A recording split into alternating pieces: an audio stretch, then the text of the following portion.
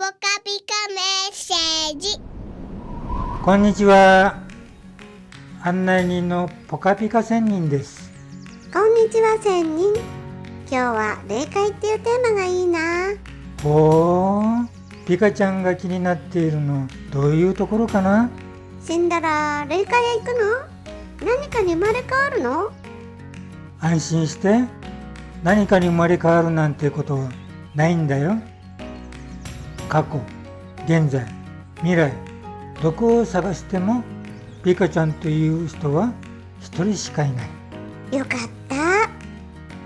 それじゃあ霊界を知るために出てみよう。人間には3つの人生があることを知ろう。1番目、お母さんのお腹の中で生きる水の人生。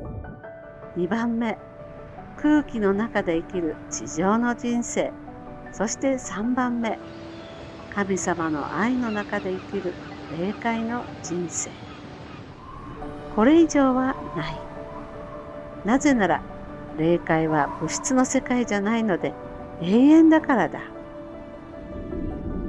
1番目の水の人生ではへその緒から栄養も酸素も来る。だから本当は口も胃腸も肺もいらない。目も耳も鼻もいらないが作っている。それは次の地上の人生で必要だから準備しているのだ。時が来たらへその緒は断ち切られ、水袋も破られる。それは水の人生の死を意味する。でもそれは2番目の人生に生まれることだ。ここ地上の人生は次の霊界人生に生まれるための準備時代ということになる。ならば死ぬ前に何を準備したらいいのだろう。霊界があるのは神様が人間に永遠の命を与えたいからなんだよ。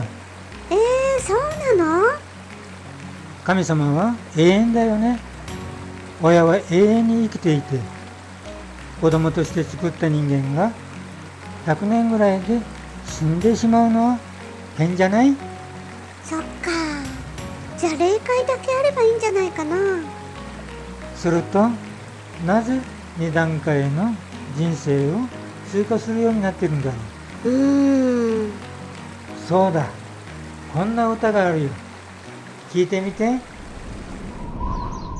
昔、あなたは霊界で神様から生まれたの。神様がお父さんとお母さんのところに大切に送ってくれたのよ。あなたはここで生きて、4つの愛を学んで、愛の人になってから霊界に戻るのよ。みんなそうなの。霊界は空気が神様の愛だから、神様の愛がわからないまま霊界に戻ると息ができなくて苦しいの。だからあなたの人生のテーマは神様の愛なのよ。お金や成績や肩書きじゃない。いい成績、いい大学、いい給料あったら生きやすいかもしれないね。でも一番の目的じゃない。一番は愛だよね。そう。神様の誠の愛を模範にして愛したり愛されたりして幸せに生きるのが目的だ。誠の愛ってどんな愛？ために生きる愛さ。じゃあ4つの愛って何のこと？いい質問だ。これを聞いてみて。子女の愛。生まれた子供はお父さんお母さんを中心としてすべてを習うのです。いつも父母を中心とした関係で成長していくのです。兄弟姉妹の愛。妹はお兄さんを思うとき、まずお母さんがどういうふうに兄さんを愛するかということを中心として愛するのです。兄もお母さんが妹を愛する愛に自分の愛を加えるのです。だから兄弟愛は大きくなっていくのです。夫婦の愛というのは兄弟愛とは違うのです。直接男女が一つになるのです。夫婦愛によって半分半分の男と女が完成するのです。父母の愛、夫婦愛の中に子供がプラスされ、子女愛というものが加わるのです。だから夫婦愛よりも大きいというのです。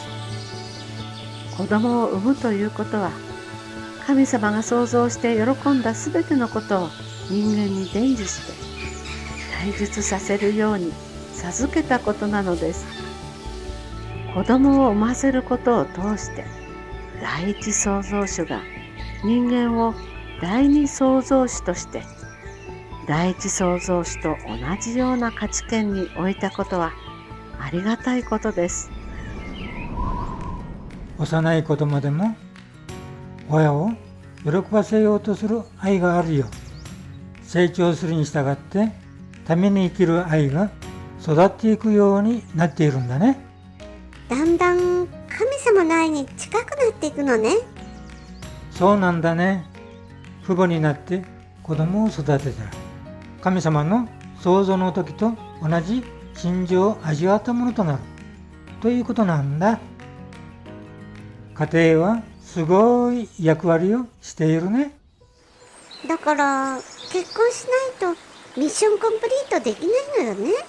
した方がいいだろうね。地上で全部できなくても霊界で続きをやれるんでしょ。そうはいかないんだ、ピカちゃん。どうして？霊界では肉体がないだろう。まず子供を産むことができない。肉体があれば体を使って善の行動を取ることができるから早く成長できるんだよ。でも霊界で成長するには地上の何千倍もかかるそうだ。そっか、コンプリートできるように肉体があるんだ。そうなんだね。人生は一回しかない。この一回で全部の愛をゲットしたいもんだね。それでは次回も大切なメッセージを送るよ。チャンネル登録してね。また会いましょう。バイバイ。さよなら、hasta luego, see you again.